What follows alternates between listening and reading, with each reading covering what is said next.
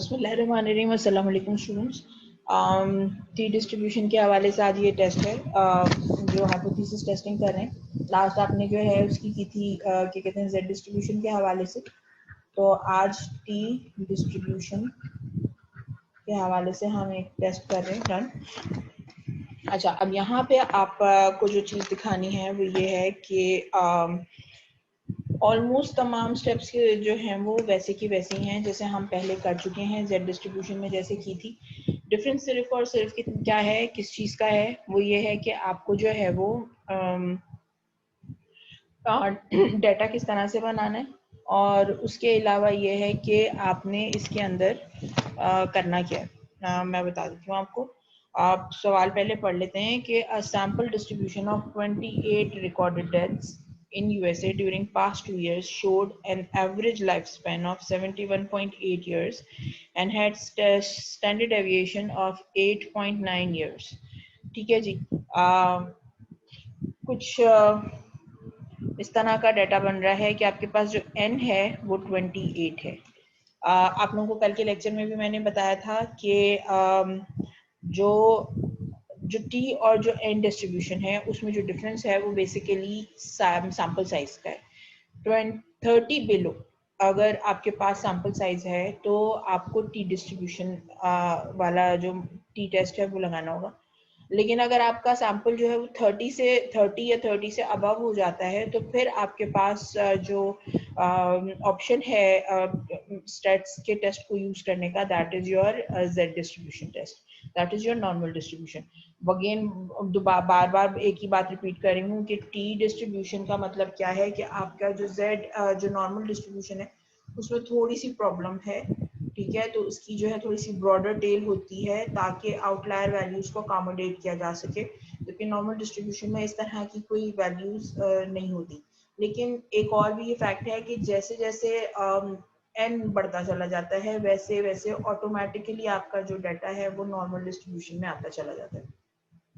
इसका मतलब ये हुआ कि 30 प्लस के ऊपर इन्होंने अब एक रेंज बना दी कि जो 30 से बिलो हैं वो आपके टी डिस्ट्रीब्यूशन में जाएंगे, यानी they are not basically normal as compare to those which are above 30। तो सैंपल साइज आपका जो है वो इस वक्त 28 का है। इसके अंदर आपके पास दो चीज़ें दी हुई हैं, एक म्यू है और एक एक्स बार है। एक्स बार का मतलब क्या होता है हमेशा याद रखिएगा, सैंपल मीन।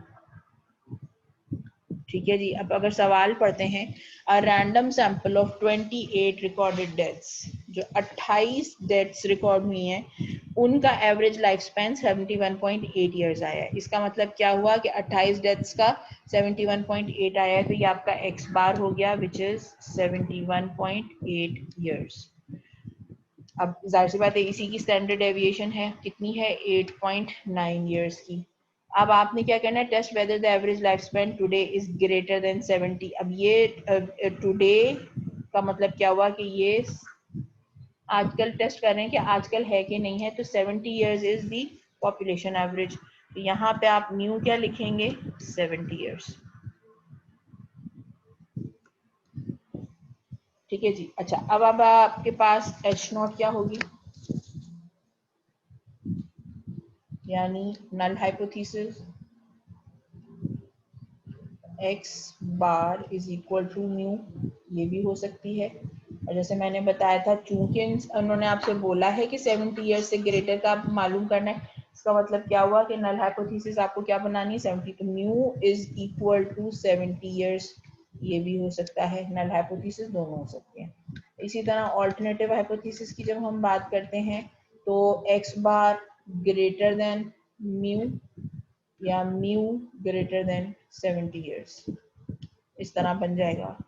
अल्फा आपके पास इन्होंने यहाँ पे कितनी दी है, अल्फा की वैल्यू 0.05।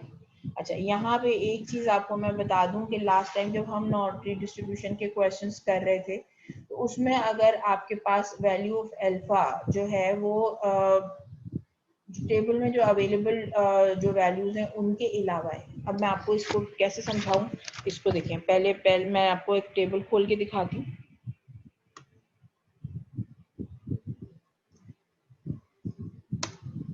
आपको टी टेबल खोल के दिखा रही हूँ, उसके बाद फिर मैं आपके साथ एक और चीज़ शेयर करती हूँ। तो अब मैं आपको टी टेबल शेयर करने लगी हूँ आपके साथ दोबारा से। देखें यहाँ पे अगर आपके पास वैल्यू ऑफ अल्फा गिवन है, ठीक है, और उसके अंदर आपके पास क्या हो रहा है, यहाँ पे ये देखिए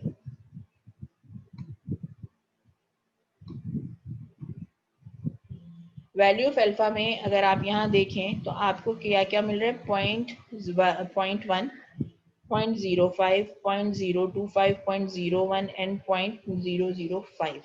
अगर ये वैल्यूज आपको मिल रही हैं तो आपने वैल्यू ऑफ अल्फा को लेस और ग्रेटर दोनों के लिए नहीं छेड़ना, क्योंकि आपको इन्हीं वैल्यूज के अराउंड जो है वो टी वैल्यू निकालनी है।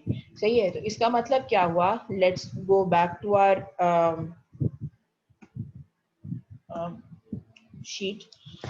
वैल्यू ऑफ अल्फा क्योंकि 0.05 मांगी है, तो इसका मतलब क्या हुआ कि आपको जो वैल्यू ऑफ अल्फा निकालनी है 0.05 में से, तो चूंकि टेबल में 0.05 की वैल्यू गिवन है तो आपने इसको 1 से माइनस नहीं करना।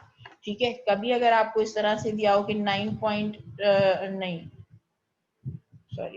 हो गया, 0.95 दिया हुआ है, 0.99 दिया हुआ या 0.95 अगर वैल्यू अल्फा की दी हुई है, तो चूंकि अब आप देखें यहाँ पे अगर 0.99 या 95 दी हुई है, तो इसका मतलब ये हुआ कि अगर हम टेबल में देखें तो ये टेबल में ये वैल्यू मौजूद ही नहीं है।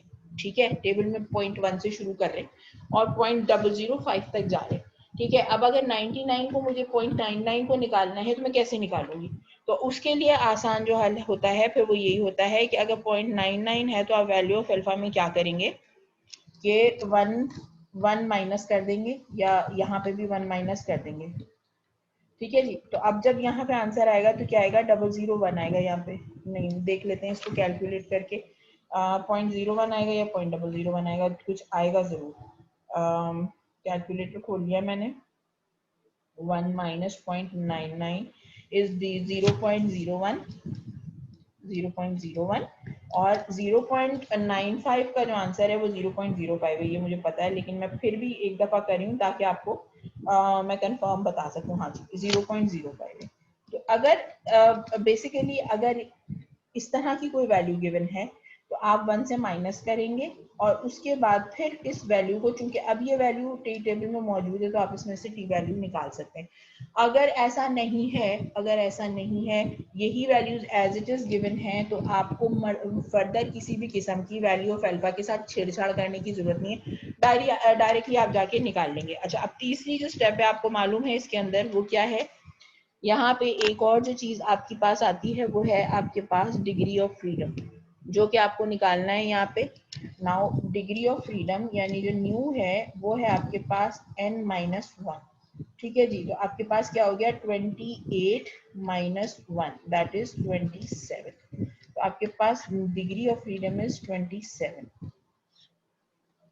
इन दोनों चीजों को सामने रखते हुए कि आपको वैल्यू ऑफ अल्फा चाहिए 0.05 पे और डिग्री ऑफ फ्रीडम 27 पे चाहिए, तो टी वैल्यू आपकी जो टैबुलेटेड टी वैल्यू है वो क्या निकल के आ रही है, हम इसके लिए टेबल पे वापस जाते हैं।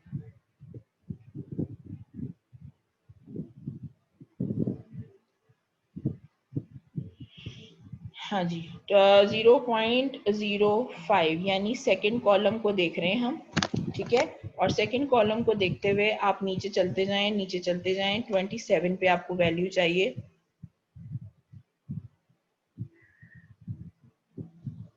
27 पे वैल्यू चाहिए, 27 की वैल्यू है 1.703। ठीक है जी, तो यहाँ पे आपकी जो टेबुलेटेड वैल्यू निकल के आ रही है वो क्या निकल के आ रही है,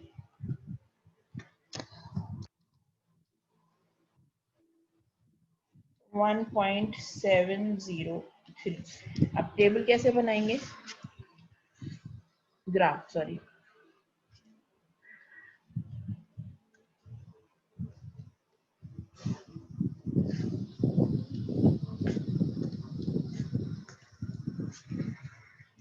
ठीक है जी। अब इसके अंदर आपके पास क्या आ गया,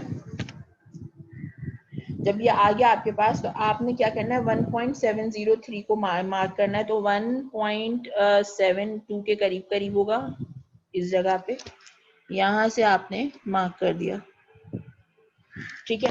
और ग्रेटर देन चाहिए, चूंकि आपके पास साइन ग्रेटर की है, तो चूंकि ये यहाँ पे इस साइड पे ग्रेटर देन के लिए इस साइड पे जाने हैं, तो आप कौन सा हिस्सा शेड करेंगे, ये वाला। जब ये शेड करेंगे तो अब आपकी जो जो रिजेक्शन रीजन है वो ये पूरा जो है आपका रिजेक्शन रीजन है। अब आप देखते हैं कि जो कैलकुलेटेड वैल्यू है वो कितनी आती है, उससे फिर हमें पता चलेगा। फॉर्मूला जो है इसका, if I am not wrong, same है फॉर्मूला।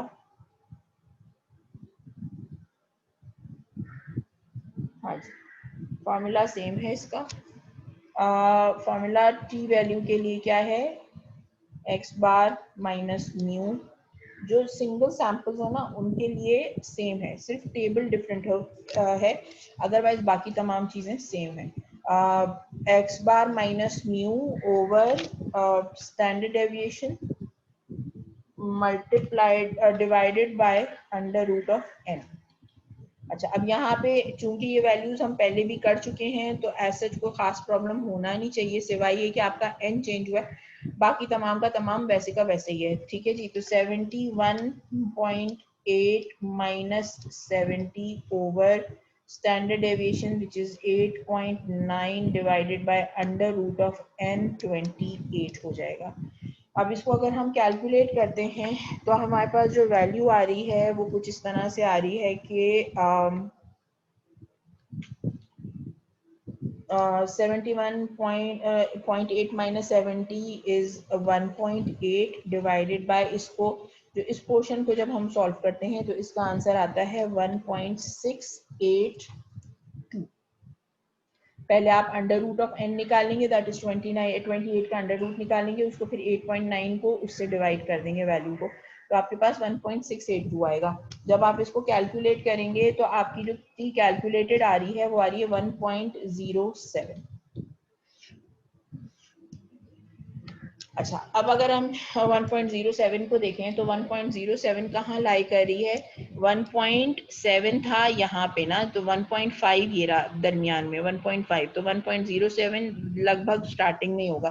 तो ये अगर आपकी टी कैलकुलेटेड आई है, टी कैलकुलेटेड विच इज 1.07, तो अब आप ये देख सकते हैं कि ये जो रिजेक्शन रीजन बाहर की तरफ निकला हुआ है ये उसके बाहर है, यानी जो आपका शेडेड एरिया इससे बाहर है। इसका मतलब क्या हुआ, ये आपके अनशेडेड एरिया के अंदर है which is your acceptance region. दोबारा से यहाँ पे लिख भी देती हूँ, ये है रिजेक्शन रीजन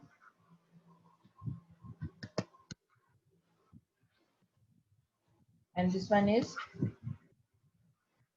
एक्सेप्टेंस रीजन। ठीक है जी, आपके जो नल हाइपोथेसिस है जो क्या थी,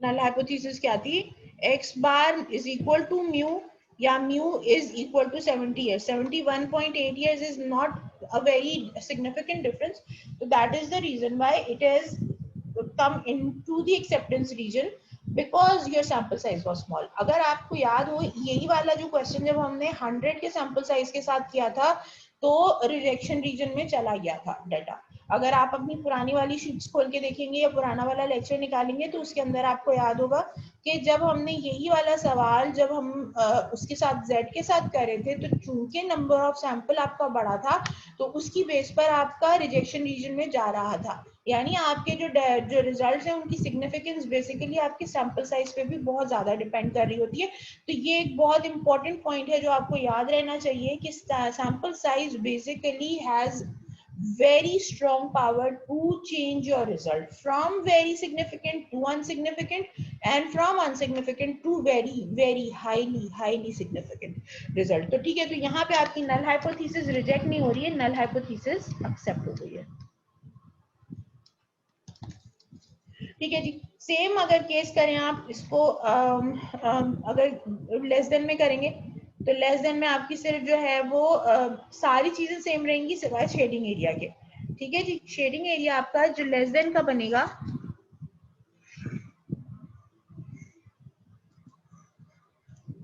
चूंकि वैल्यू तो यही आएगी, ठीक है, लेकिन चूंकि वो लेस देन की होगी तो आप उसको कहाँ लिखोगे,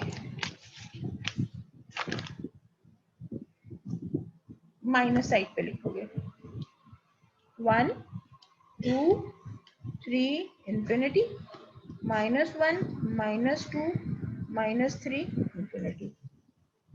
ठीक है जी। अब सेम डाटा है, सेम रिजल्ट है, ठीक है। अब इसमें याद रखना आपके पास जो कैलकुलेटेड और टैबुलेटेड यही रिजल्ट्स रहेंगे सेम, लेकिन लेस देन के लिए आप इसमें यहाँ पे माइनस का साइन लगा दोगे और 1.703 माइनस 1.703 जो है वो इधर आएगा।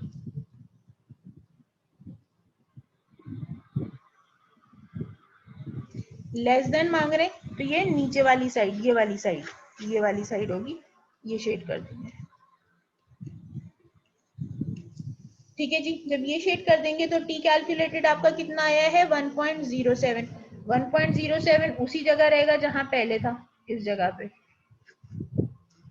1.07 कहाँ आ रहा है, एक्सेप्टेंस रीजन में आ रहा है। Null hypothesis again reject, accept हो गई, ऑल्टरनेटिव अगेन रिजेक्ट हो गई। बात समझ में आ रही है? अच्छा, अब इसके बाद इसी क्वेश्चन को से फॉर एग्जांपल हम 2 वे में करते हैं।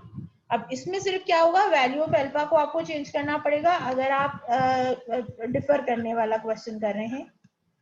ये था लेस देन में,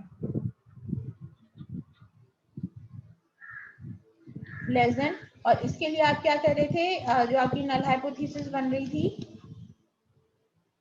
नल हाइपोथेसिस बन रही थी x bar is equal to mu, ये ऑल्टरनेटिव बन रही थी x bar less than mu. ठीक है जी। अल्फा आपका था 0.05। डिफर के लिए जब हम बात करेंगे तो एच नॉट क्या होगा, x bar is equal to mu H alternative x bar not equal to mu. ठीक है जी। और अल्फा की जो वैल्यू है वो होगी 0.05 divided by 2 which will be equal to 0.025।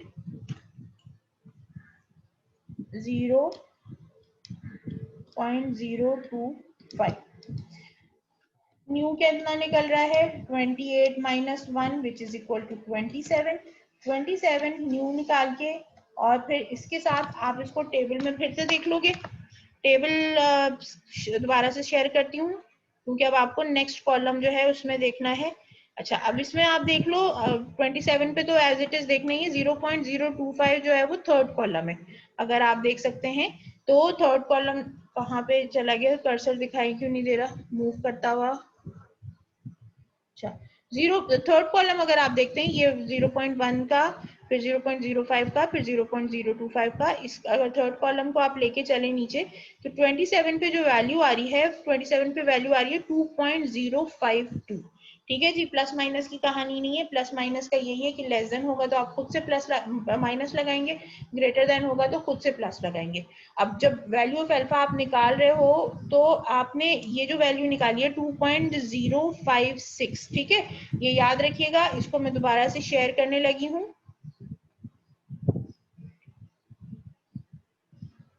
हाँ जी, तो आपके पास जो टी टेबुलेटेड आया है वो कितना है 2.052, 2.052।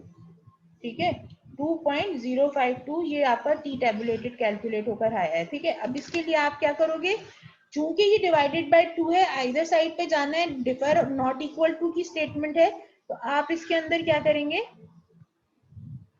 0 1 2 3 इंफिनिटी, -1 -2 -3 इंफिनिटी। अच्छा, 2.052 है तो ये आपको दोनों साइड पे बनाना होगा, यानी 0.052 प्लस की साइड पे भी आएगा और -2.052 भी आएगा। तो 2.052 लगभग इस जगह पे पड़ेगा। ठीक है, तो ग्रेटर देन के लिए ये वाली साइड हो गई,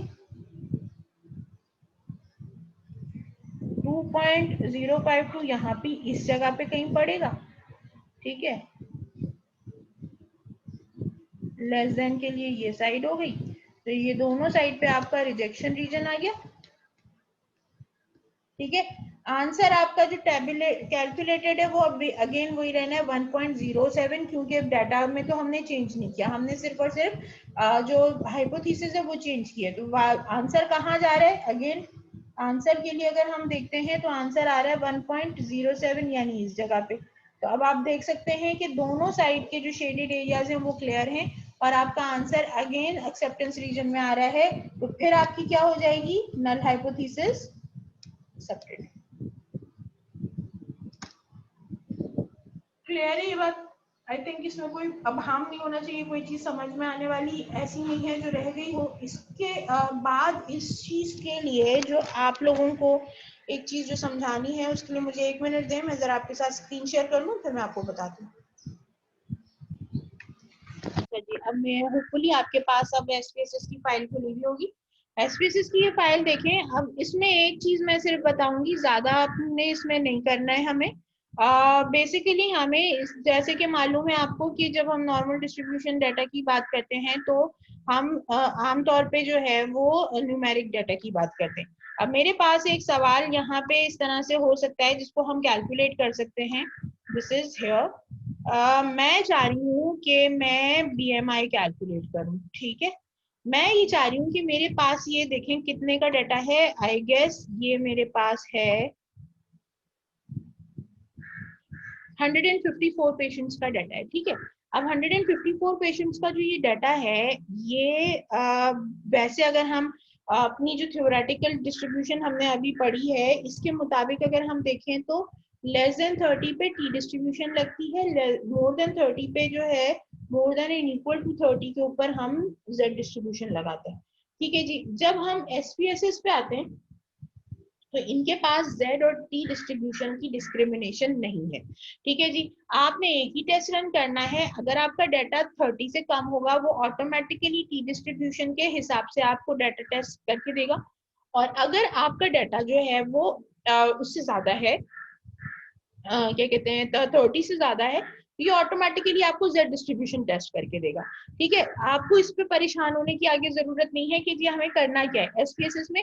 बैकग्राउंड आपको ये बताने की कि ये इतना जो कॉम्प्लिकेटेड जो प्रोसीजर है वो जो हम करते हैं प्रैक्टिस कर रहे हैं तो उसमें हम कर रहे हैं, लेकिन ये बहुत सिंपल हो जाता है when as soon as we are on the SPSS.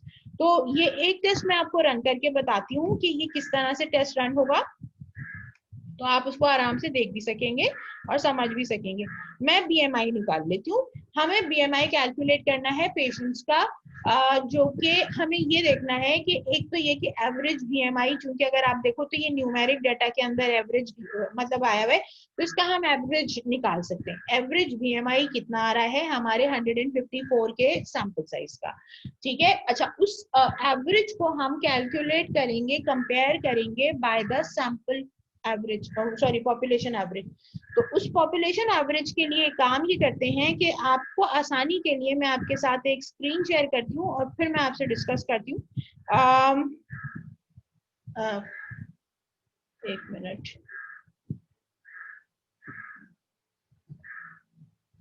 अच्छा, आपके साथ मैं ये पेज शेयर कर रही हूँ गूगल का।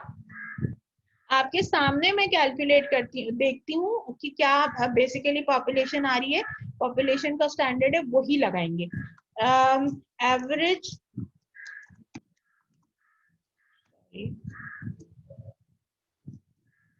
एवरेज बीएमआई पॉपुलेशन बीएमआई डाल के देखते हैं, या स्टैंडर्ड बीएमआई भी डाल के देखा जा सकता है। एवरेज जो है जो मीडियन बॉडी मास इंडेक्स है जो अडल्ट पॉपुलेशन का होना चाहिए वो 21 से 23 के दरमियान में होना चाहिए, ठीक है जी। 21 से 23 के दरमियान में होना चाहिए। हमें क्योंकि सिंगल वैल्यू डालनी है, हम रेंजेस नहीं डाल सकते हैं, तो इसका भी सेंटर अगर आप निकालो 21 और 23 का तो वो 22 आता है, क्योंकि मीडियन वैल्यू निकल के आएगी। तो आपके पास क्या आ गया? पॉपुलेशन स्टैंडर्ड आ गया 22। अब आपने क्या करना है कि ये जो गिवन डाटा है आपका, आपकी हाइपोथेसिस क्या बन रही है, क्वेश्चन हम पहले लिख लेते हैं, उसके बाद फिर हम काम करते हैं। शेयर ये वाली स्क्रीन कर रही हूँ मैं मेरे पास अभी एक डाटा है ऑफ 154 पेशेंट्स, 154 पेशेंट्स है, ठीक है, तो आपका n 154 हो गया। The average BMI of the sample was calculated to be dash। ठीक है, अभी हमने अभी किया नहीं है तो इसलिए हमें मालूम नहीं है, ठीक है जी। विद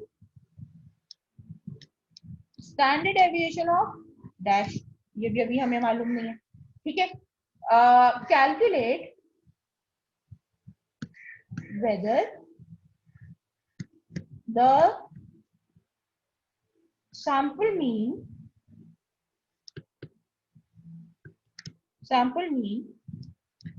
differ from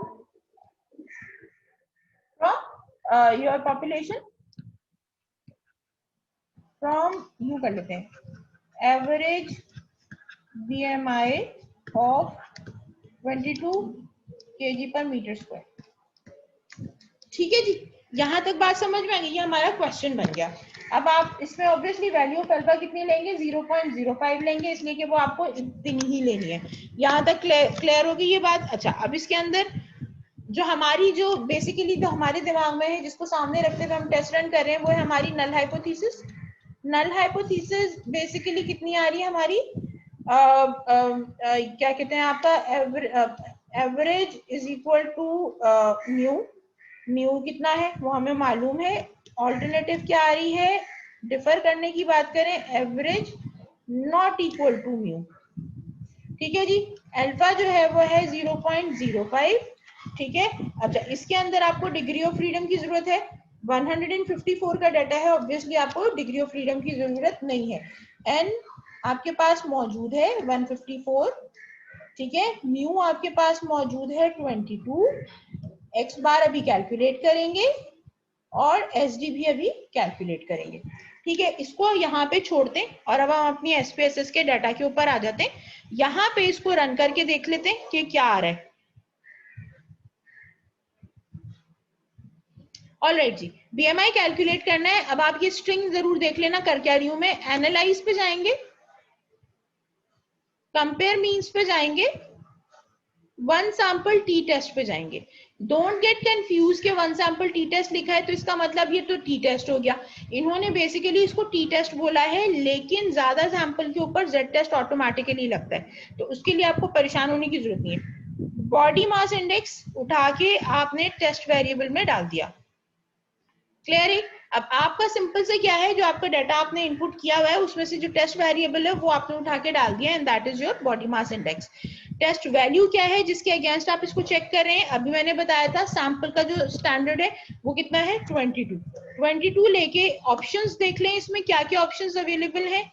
कोई खास ऑप्शंस नहीं है, छोड़ देते हैं, ओके करते हैं, ठीक है जी। ओके करते हैं तो आपके पास एक अदद जो स्क्रीन खुलेगी, वो कौन सी स्क्रीन खुलेगी, आपके पास आंसर की स्क्रीन खुलेगी, जो कि एक मिनट ठहर जाए, कहाँ पे पड़ी हुई है,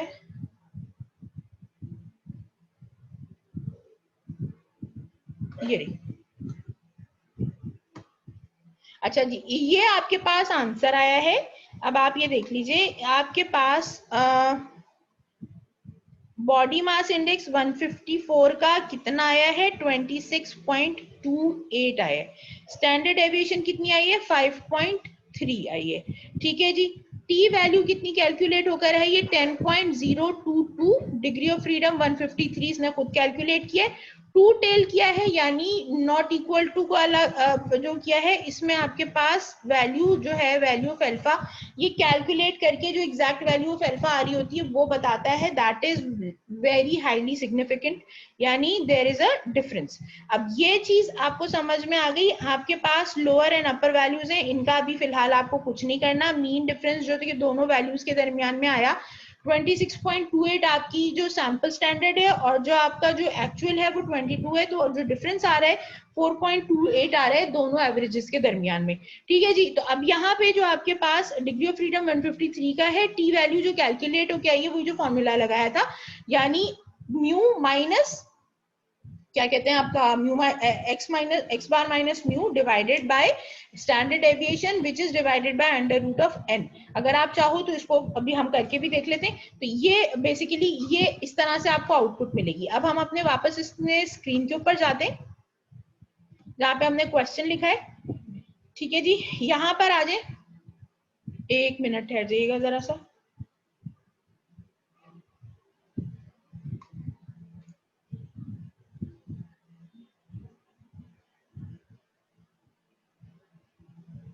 अच्छा, अब यहाँ पे अगर आप देखें ये वाला जो सवाल है इसके लिए अब हमारे पास एवरेज क्या आ गया है, 26 पॉइंट समथिंग आया था। दोबारा से देखते हैं इसको, 26.28 आया है, 26.28 इज योर एवरेज। और जो स्टैंडर्ड डेविएशन आई है वो आई है 5.3। ठीक है जी। अब आपके पास ये कैलकुलेशंस तो आ गई।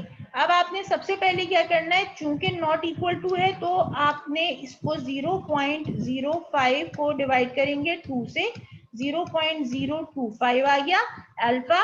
ठीक है जी। अच्छा, अब इसके बाद आपने क्या करना है, जेड टेबल खोल लेते हैं क्योंकि 154 का डाटा है तो हम जेड टेबल खोलते हैं और उसमें से वैल्यू चेक करते हैं। एक मिनट ठहरिएगा, मैं जरा जेड टेबल खोल लूं फिर आपको बताती हूँ।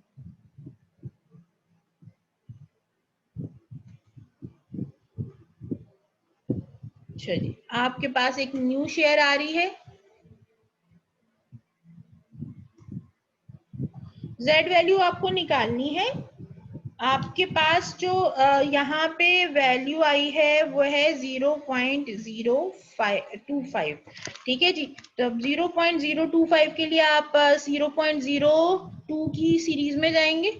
0.02 की सीरीज में जाके अब देखें यहाँ पे आ रहा है 0.0207, 0.025 है तो हम इसके लिए आगे जाएंगे 2122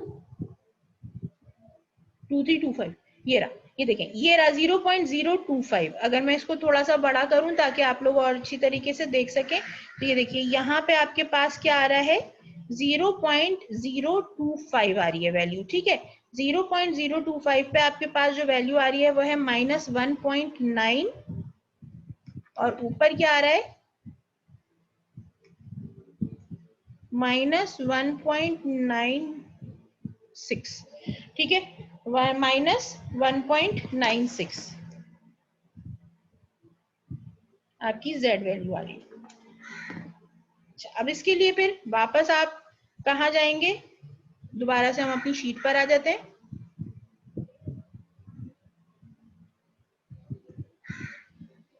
ठीक है जी। तो यहाँ पे आपके पास जो जेड वैल्यू आई है, जेड टेबुलेटेड, वो कितनी आई है, -1.96। ठीक है, अब जो टेबल बनेगा वो इस तरह बनेगा, नॉर्मल डिस्ट्रीब्यूशन का टेबल है, 0 1 2 3 -1 -2 -3 अल्फा माइनस के साथ इंफिनिटी। अच्छा, अब इसमें -1.96 इज ऑलमोस्ट 2। ठीक है जी। तो यहाँ पे आपका ऑलमोस्ट 2 पे आपने यहाँ पे इधर भी और इधर भी ऑलमोस्ट 2 पे आपने लाइन खींच दी, यह आपका रिजेक्शन रीजन हो गया।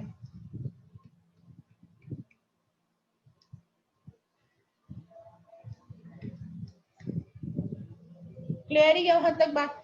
अब हम करते हैं कैलकुलेशन। कैलकुलेशन क्या है जी, z is equal to x bar minus mu over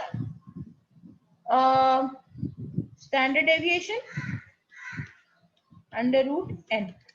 x bar is 26.28 minus mu 22 over standard deviation 5.3 and divided by under root of 154। ठीक है। अच्छा, अब इसके अंदर आप लोग कैलकुलेट करें थोड़ा सा। मैं अभी बताती हूँ आपको क्या करना है इसके साथ। मैं आपके लिए वो खोलती हूँ, क्या कहते हैं, कैलकुलेटर खोलती हूँ, फिर मैं आपको बताती हूँ, ठीक है। अच्छा, कैलकुलेटर खोल के मैं आपको बता रही हूँ, एक मिनट। सबसे पहले जो जो वो अंडर रूट वाली वैल्यू निकाल लेते हैं ताकि जो है वो आसानी हो जाए। 154 का जो अंडर रूट वैल्यू आ रहा है वो आ रहा है 12.41 multi divided by 5.3 over 26.28 minus 22। ठीक है, अब इसको आगे कैलकुलेट करते हैं। 26.28 माइनस 22 इज इक्वल टू 4.28, जो कि आपको उस वक्त मैंने कैलकुलेटेड दिखाया भी था। अगर आप चाहो तो हम इसको साथ साथ टैली भी कर सकते हैं। एक मिनट ठहर जाएं, मैं आपको आंसर शीट दिखा देती हूँ।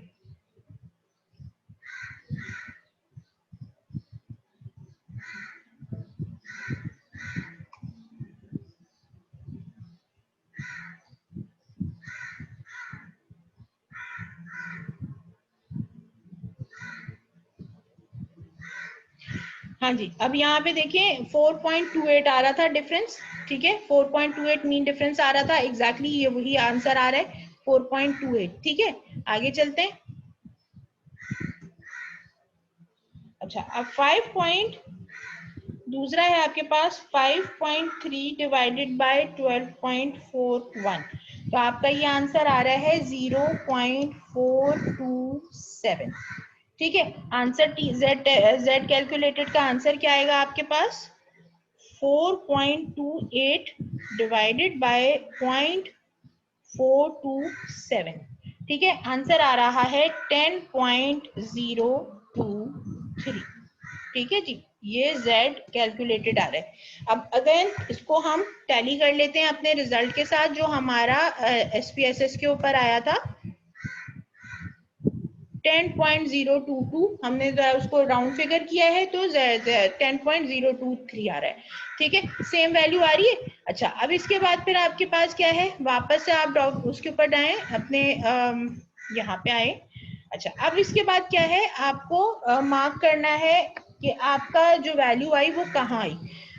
जाहिर सी बात है, Z कैलकुलेटेड 10.03 आई है, हमने 3 तक को मार्क किया, इंफिनिटी है, कहीं पर भी इस जगह पे इनके दरमियान में 3 से इंफिनिटी के दरमियान में कहीं पे भी मार्क लगा लें, आपकी ये जो है ये Z वैल्यू है calculated, which is 10.023, and this is obviously well inside the rejection region. That means your null hypothesis, which was what, कि जो आपका जो एवरेज बीएमआई जो आपके जो उसका आया है, पॉपुलेशन का आया है, that is equal to mu, तो ये तो नहीं है, इक्वल टू म्यू तो नहीं आया, तो इसका मतलब क्या हुआ कि आपकी नल हाइपोथेसिस जो है वो रिजेक्ट हो गई।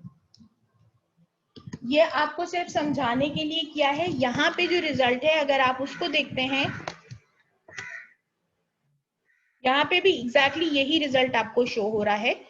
यहाँ पे जो ये डिफरेंस आ रहा है ना, टू टेल सिग्निफिकेंट डिफरेंस आ रहा है, अगर ये 0.05 से नीचे की तरफ है, 0.05 हो गया, 0.049 हो गया, 0.0, वहां से लेके जितना भी जीरोस लग रहे हो, इसका मतलब क्या है कि जो आपकी नल हाइपोथेसिस है वो रिजेक्ट हो रही है। Please mind you, significant two tail के अंदर आपको मैं ये लिख के भी दे देती हूँ, यहीं पे लिख देती हूँ ताकि आप इस बात को याद रखें कि इन SPSS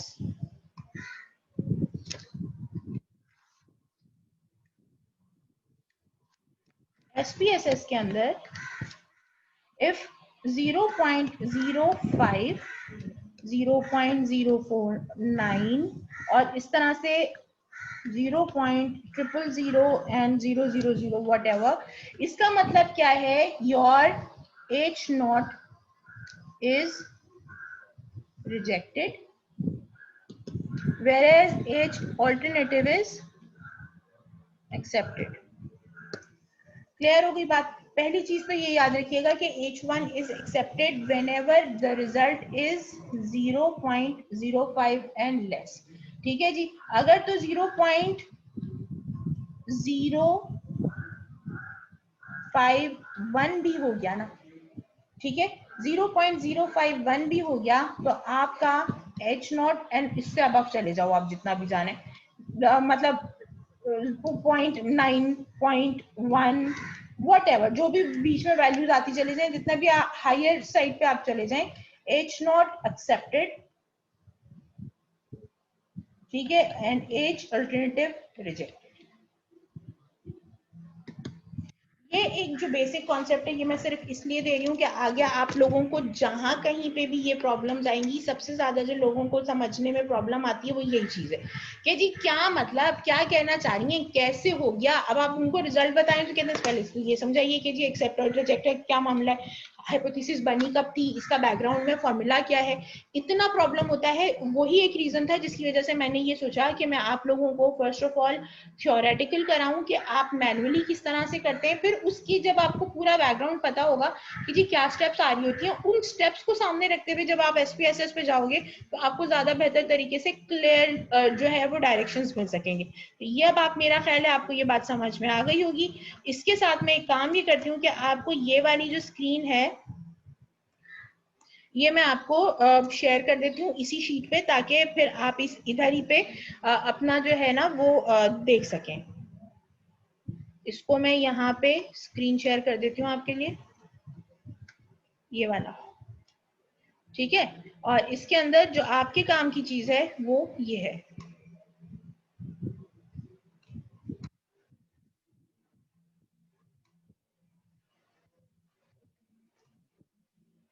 अब ये वाला क्वेश्चन पूरा आपका जो है वो SPSS के ऊपर हुआ है। इसको हम अगर और जगह बन रही है तो देख लेते हैं, इसको थोड़ा सा बड़ा करके मैं इसी के नीचे कर देती हूँ ताकि आप लोगों को एक ही जगह पे ये रहे। ये इसके जो आंसर को यहाँ पे मैंने आपको पूरा करके भी दिखा दिया। होपफुली आपको ये चीज समझ में आ गई होगी। कोई भी प्रॉब्लम हो तो आप मुझसे पूछ सकते हैं। Thank you so much for being with me. जज़ाकल्लाह एंड अल्लाह हाफ़िज़।